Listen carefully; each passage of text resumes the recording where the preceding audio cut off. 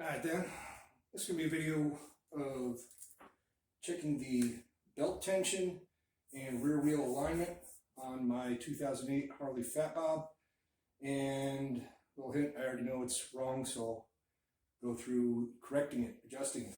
So part of my motivation in making this video is really how poorly done I think the service manual is on these topics. They have some things right. To test the belt deflection, you're going to need one of these little pogo sticks that allows you to put 10 pounds of force on the belt to measure the deflection. The part that they have wrong is, it says measure the belt deflection with motorcycle cold and approximate weight of the owner on the motorcycle. But then you come down here to the table where they say what your deflection is supposed to be, and none of those say anything about the weight of the rider on it, because first line is on the jiffy stand without rider or luggage. Second line is upright with the wheel in the air. So obviously you're not sitting on it while it's sitting on a jack. So yeah, Harley just, they're making stuff up here. And then put a whole bunch of lawyer warnings about serious injury or death or something else. This picture's decent though. It shows you got this little notch in your belt guard, and it's got these little tick marks every 1/8 of an inch. So that gives you your way of measuring the deflection when you push on the belt with 10 pounds of force from your pogo stick. As seen in the service manual, here's that little scale on the belt guard. So when I know that per the manual, motorcycle on the stand, rear wheel in the air, we should have 1/2 inch to 9/16 inch deflection. So 4 to 4.5 of these 1/8 inch tick marks. So when I push up, I'm seeing that I'm getting about 5 tick marks when I push up. Probably can't really see from the video, but trust me. So my belt is slightly loose, not terrible, but I want to go tighter. Next step is checking my alignment, because I know that's wrong too. So to gauge your alignment, at least on a Dyna of this age, might be similar for other models, I don't know. What you want to do is get the center of your axle the same distance from this hole on both sides. So there's a same hole on the other side of the swing arm. It's just easier to see on this side. We want the distance from there to the center of the axle to be the same.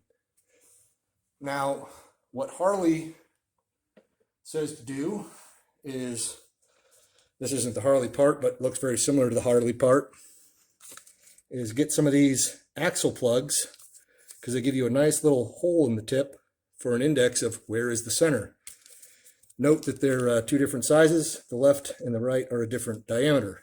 So that was the mistake I made the first time, of thinking I'll just go from the center of that hole to the edge of the axle and that'll be the same, right? Nope.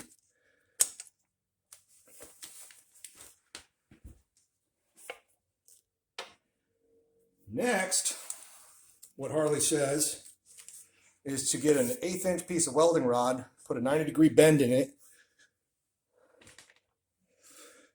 so that you can insert that in the hole, and then you they say put an O-ring on the welding rod, so you can roll that up on the rod and match it with that,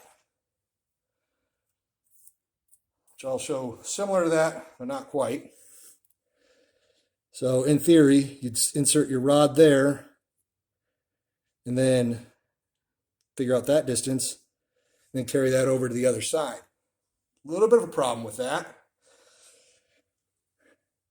One, they say to put 1.25 inches on this leg of the rod, which if you did that, you're not even going to reach the hole, barely. The other part I don't like is there's way too much ability to wiggle this in and out and not get perfectly parallel. And I think they say you want to be within a 32nd of an inch between both sides. And that's a really precise measurement for something that you can bend a rod and stick it in there for. Kind of cheesy. So as said, service manual, vehicle alignment, get those plugs. Those are the Harley plugs, which look exactly the same as my non-Harley plugs. And as I said, they said take a piece of welding rod, slip an O-ring on it, give yourself a 90-degree bend with 1.25 inches of length, which, as I pointed out, is not long enough to actually reach the hole in the swing arm. So once again, Harley's just making stuff up. And then when you go to adjust the alignment, they say to remove the engine mounting bracket, and that's just sounding way too involved. Unless you really think that your bike is racked. And I know mine's just off by maybe 1/16 of an inch from the last time I changed the rear wheel. But they say we want to be within a 32nd of an inch both sides. That's a pretty precise measurement to try and get. So let's see how we do.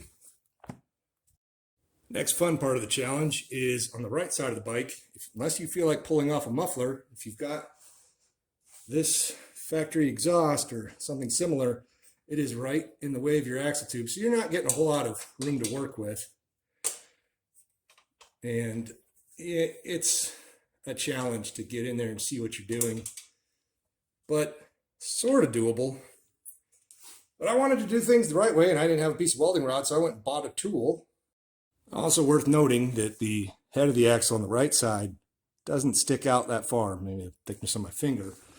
Whereas on the left side, where we've got the nut, and then more axle sticking out, so we stick out further from the swing arm on the left side than we do on the right. So if you have a rod with the same bend and same leg on it, it's not going to fit the same on both sides. One end's going to be too short, one's too long.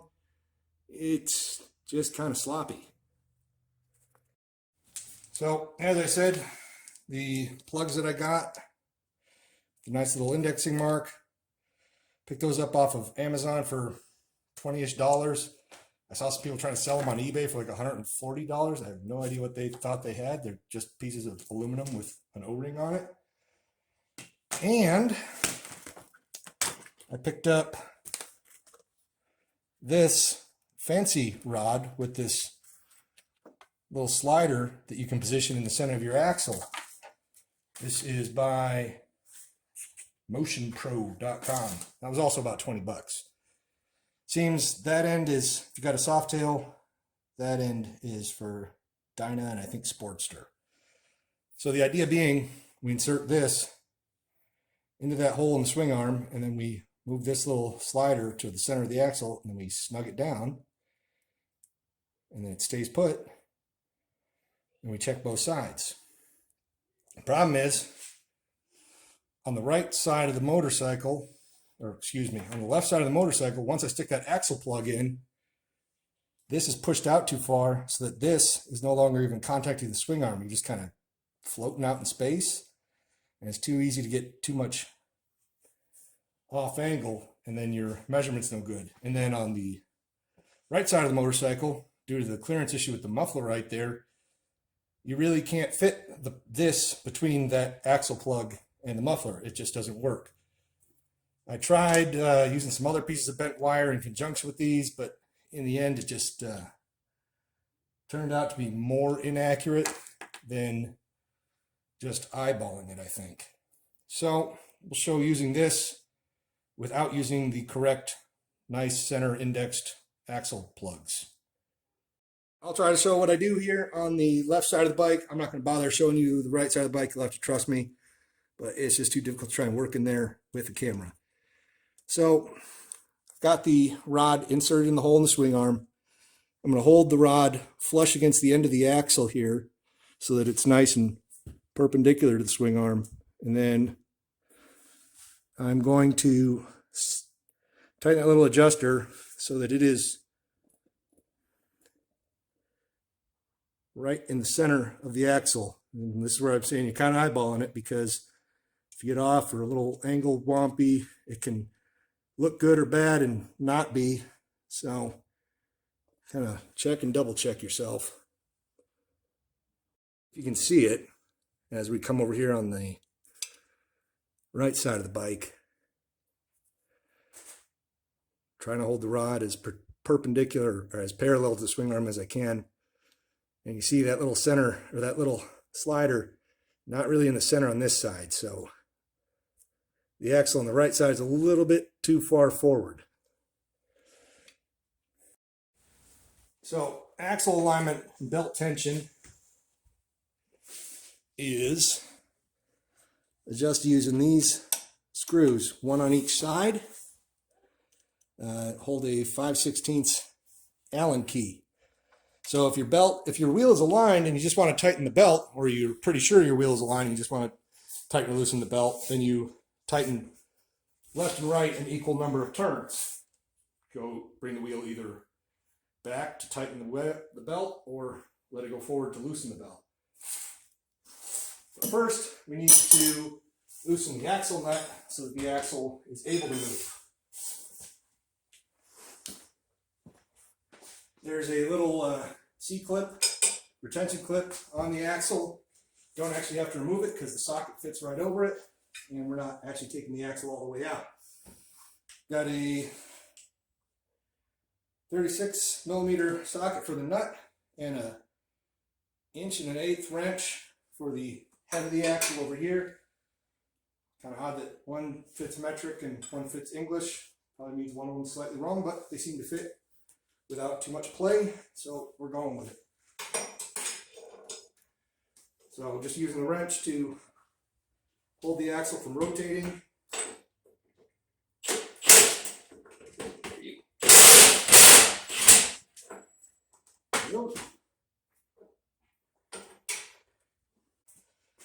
So now, axle nut's loose, so we can adjust the axle using the 2 screws. So, looks like the right side was too far forward, so I'm going to turn that screw out some to try and pull the wheel back. And we'll see what that does with the alignment, see what that does with the belt tension. Keep going until we're happy.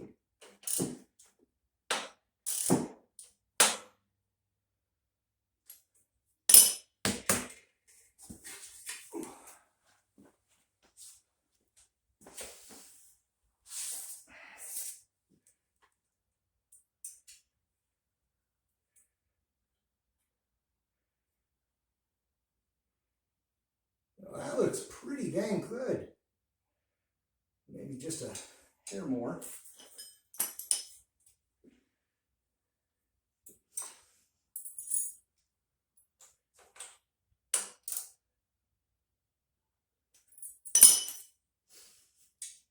Really fun to work in here. Probably should have pulled the saddlebags off. I just didn't feel like it, so here we are. So that looks like it's center of the axle right there, which matches our previous indication from the left side, and it looks like I'm pretty parallel to the swing arm. So just to show what I was looking at, that's the after with the alignment tool in the right side, which matches pretty well up with the left side. Hopefully good enough. Verify that the left side of the bike, I'm still happy with that, and that's where it's supposed to be.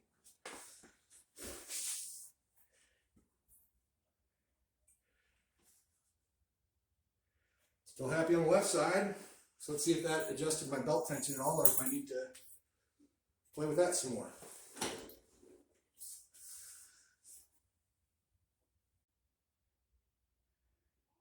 I think that's right where we need to be. Great. So now, I'm satisfied that my axle's aligned. I'm satisfied with my belt tension. Just need to torque the axle nut back up. Source manual says 95 to 105 foot-pounds, so 100 sounds good to me. Then I'll lower the bike on the ground. I'll check the belt deflection again, make sure I'm still satisfied with it. But otherwise, we're in business.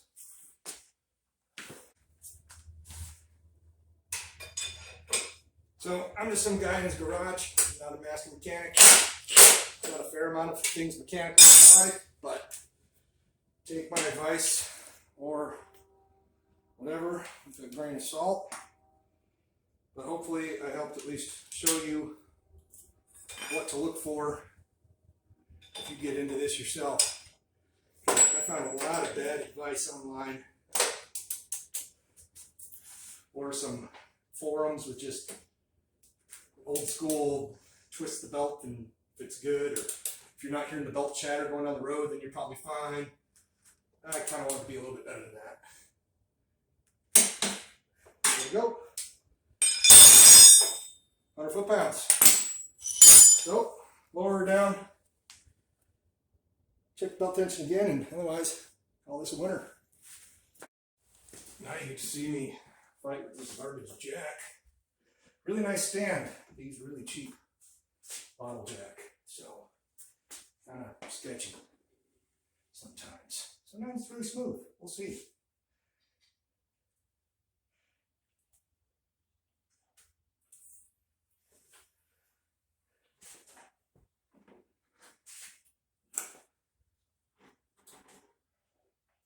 Go. Do good that time. And it should be noted that per the service manual, belt tension is different with the weight of the bike on it. So sitting on the ground, 5/16 to 3/8, so 2.5 to 3 tick marks of deflection with the bike on the ground. Now that says without luggage, but there's not a lot of weight in these saddlebags. There's not much in them, some rain gear, so I don't feel like taking them off just for the 5-pound difference.